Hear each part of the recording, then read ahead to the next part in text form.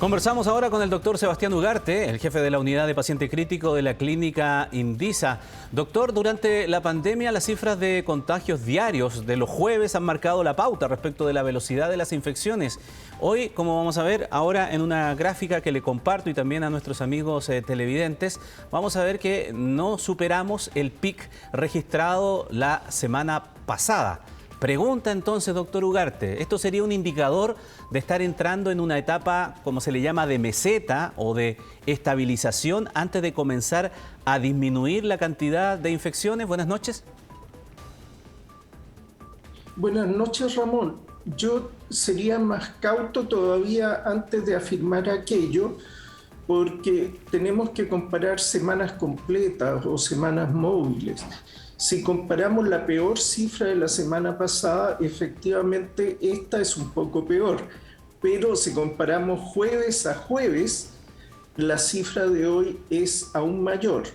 Entonces, yo creo que tenemos que ser cautos antes de pensar que hemos entrado en una meseta. Es muy probable que todavía las cifras sigan subiendo una semana más, y que luego sí empiece a ocurrir un descenso en la misma forma que subió. ¿A qué otros indicadores habría que estar alerta, doctor Ugarte, más allá de estos números de los contagios diarios y de la positividad que también estamos viendo? Quizá a la transmisión, la velocidad de la transmisión viral, el famoso R que se conoce, que ya hemos aprendido durante el tiempo, que cuando está sobre 1, evidentemente es preocupante.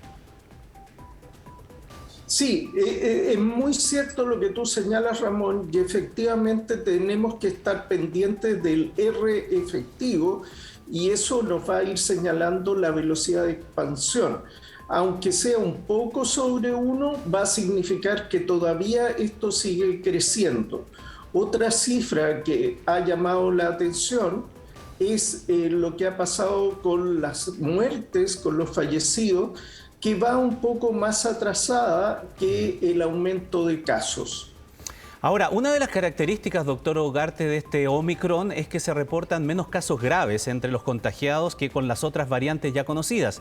Pero, nuevamente, apoyémonos en una gráfica de los últimos 14 días para ver que no han dejado de crecer los ingresos a la UCI de pacientes de COVID, como también veíamos en la nota. De ellos, el 80% está conectado a ventilación mecánica invasiva. ¿Podríamos tener a ese ritmo, si no se detiene, una sobreexigencia de camas como por ejemplo lo que vimos el año pasado? Efectivamente, eso es uno de los puntos delicados, porque el límite en la oferta de camas no está dada ahora por la falta de ventiladores hay, no está dado por la falta de equipos, porque equipos hay, sino el principal problema pasa a ser el personal sanitario, que está muy extenuado, y además un personal sanitario que también se enferma como el resto de la población. Entonces tenemos dificultades para cubrir los turnos y muchos pacientes que están llegando. Es una ecuación compleja, aumento de demanda con personal que está cayendo enfermo. Es la tormenta perfecta para los servicios de urgencia y para las unidades de cuidados intensivos. Otro aspecto, doctor Ugarte, es que varios alcaldes han denunciado escasez de test de PCR y también de antígenos y la excesiva demora en la entrega de los resultados. Eso podría provocar, dicen, un subregistro de los contagios. Lo invito a escuchar la respuesta del ministro Enrique París cuando fue consultado por eso y seguimos conversando. Es obvio que hay un subregistro, es obvio que no podemos detectar a todos, porque para detectar a todos los que tienen el virus, gente sintomática y asintomática, tendríamos que testear a todo el país. Ningún país del mundo ha hecho eso y somos los primeros en Latinoamérica y dentro de los mejores 20 del mundo en testear. Es obvio que cuando tenemos una positividad a la PCR del 20%, hay una cantidad de gente que no logramos detectar. Se comprende eso, doctor, pero la pregunta es ¿cuán desactualizada podría estar esa foto de los contagios diarios entonces, dado esta situación?